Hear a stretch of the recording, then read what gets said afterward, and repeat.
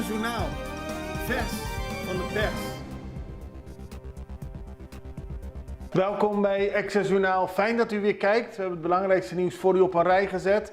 En er is nieuws bij Tele Curaçao, want er is sprake van een actie bij Tele Curaçao. Dat betekent dat de werknemers vanaf vanochtend vroeg het werk hebben neergelegd. Ze hebben zich gemeld bij de APVO.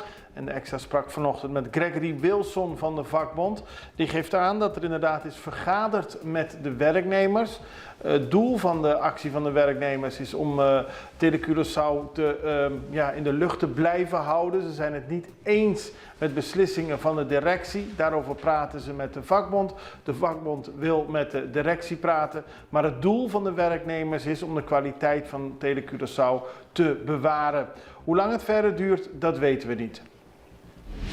Apothekers zijn teleurgesteld. Ze hebben laten weten, de leden van de Curaçaose Apothekersvereniging heeft laten weten aan de Extra gisteren dat ze teleurgesteld zijn in het overleg met de minister van Gezondheid, Javier Silvania. Er was deze week overleg over de verhoging van de receptregelvergoeding. Maar de minister heeft besloten om eens een onderzoek te laten uitvoeren en dat duurt 4 tot 6 maanden. Sommige apothekers hebben aan de Extra laten weten dat ze zich slecht behandeld voelen door de minister. En dat ze het gevoel hebben dat ze eigenlijk niet serieus zijn behandeld, zijn vernederd. Ze moesten op gesprek komen en kregen daar te horen dat ze nog een half jaar hun mond moeten houden. Dat is niet bij alle apothekers, in goede aarde gevallen. UOC op zoek naar nieuwe rector. Francis Delanoy, de rector magnificus van de University of Curaçao, sprak eerder deze week in het parlement van Curaçao. En nu is bekend geworden dat de universiteit op zoek gaat naar een vervanger van Delanoy. Hij is al sinds 2011 in dienst en bezig met zijn 3e termijn. Die eindigt op 4 december 2024 en dan wil de universiteit ook een nieuwe rector magnificus hebben. Volgens de Raad van Toezicht is er een wervings- en selectiecommissie opgericht, bestaande uit onafhankelijke leden om de nieuwe rector te vinden. Gevaarlijke situatie bij het tankstation. Ja, het is een situatie waarvan je denkt, in hemelsnaam, waarom doet iemand dat? Fieveren in een pompstation. Dat gebeurde afgelopen maandag bij het pompstation van Marie Pompoen. Gisteravond ging de video viraal. Toen werd ook duidelijk wat voor enorm gevaarlijke trucs de man uithaalde. Op het beeld is te zien dat de man in een witte auto zonder nummerplaten rondjes rijdt door de pompstation en dat is natuurlijk levensgevaarlijk. Maar denk ook aan de mensen die het gefilmd hebben. Die zijn er ook mede verantwoordelijk voor natuurlijk. Omdat ze het leven van veel mensen die op dat moment aanwezig waren in gevaar hebben gebracht. De politie onderzoekt de zaak.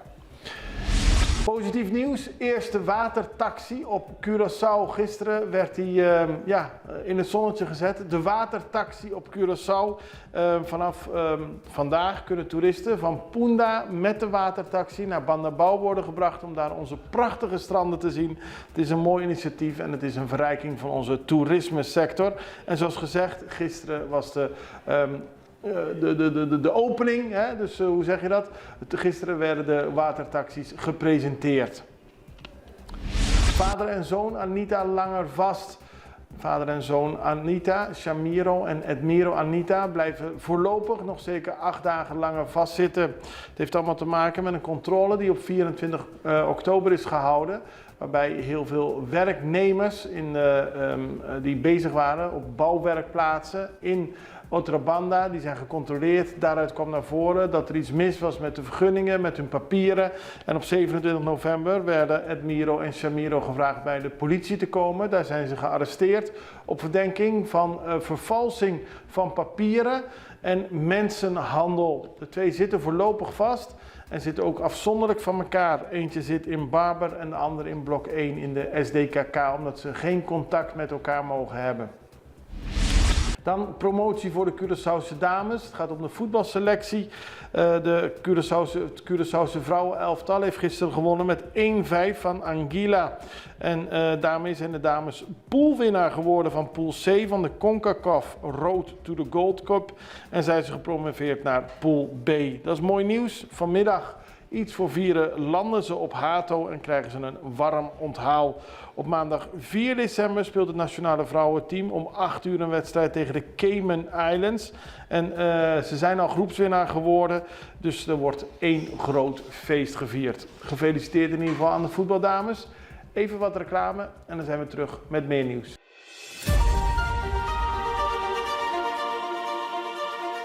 Já sabe agora Extra Digital também iniciar com série de entrevista riba o tópico saúde mental. Nós também conversar com o artista cidadão Levi Silvani, psicólogo Julita Anthony, consultant de Arbo Arthur Nivelak e também escutamos o zorgmanager crisis Angelique Lacruz. O programa te começar já sabe agora 7 da noite riba tour plataforma de Extra Digital. Queda pendiente. De conta se tanto pergunta de censo 23?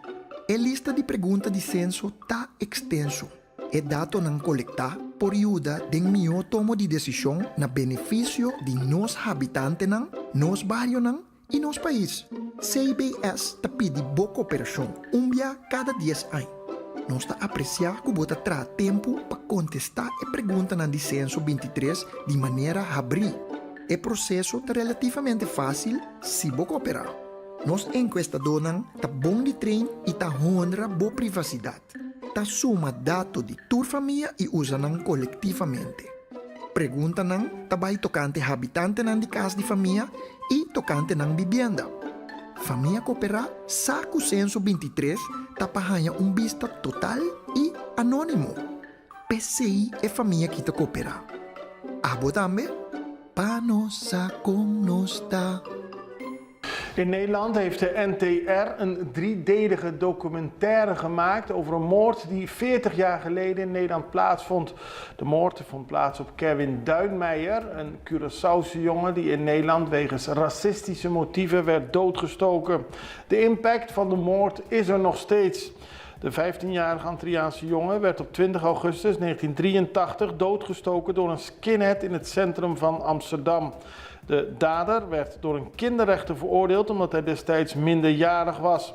Hij is inmiddels overleden.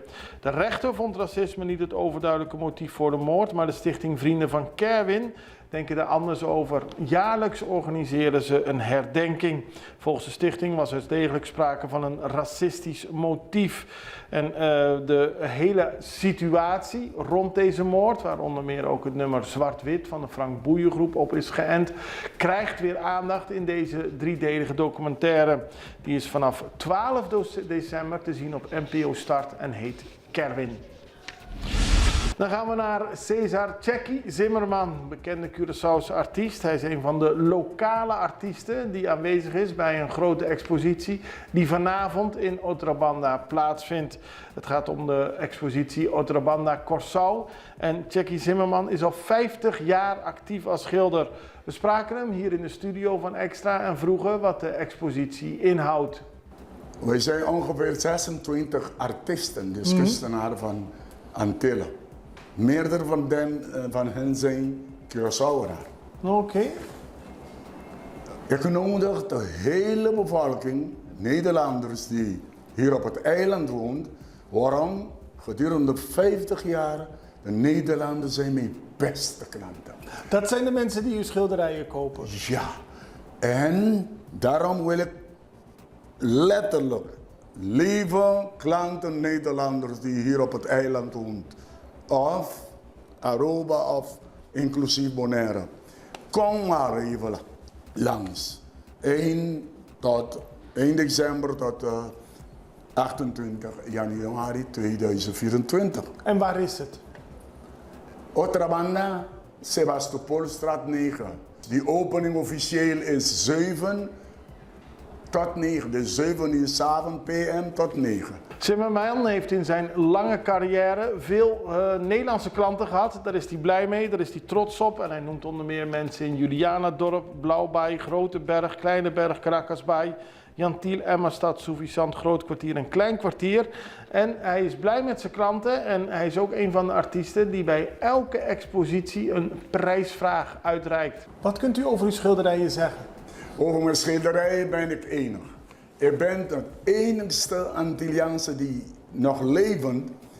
In mijn leven heb ik die al 86 landhuizen. Wauw. En als je mijn landhuis ziet, dan geef ik je ook de geschiedenis. Waarom is het zo gebouwd? Wie heeft dat gedaan? Het is vanaf 18e eeuw. Goed zo.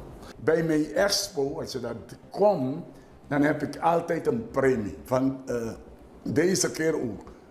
2 ronde kunstwerkjes, zee en knoek.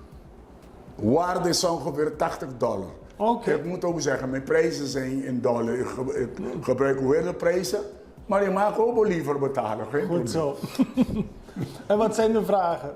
Die vraag is dit. De eerste vraag is artistisch. Vraag. Welke kleur is mijn liefste of mooiste kleur gedurende 50 jaar dat ik een kunstenaar bekend was? En de tweede is een psychologische vraag. Waar in mijn kunstwerk kun je mijn karakter zien? Als je dat precies kan beantwoorden, dan zal je de winnaar zijn. Dus doe er uw voordeel mee vanavond bij de Sebastopolstraat en het is de komende 2 maanden open. Daarmee zijn we aan het einde gekomen van deze aflevering van Extra Journaal. Bekijkt u ons via Facebook, druk dan op volgen. Bekijkt u ons op YouTube, druk dan op abonneren, oftewel subscribe. Dat is prettig voor ons en ook voor u, want dan blijft u op de hoogte van alle nieuwe ontwikkelingen.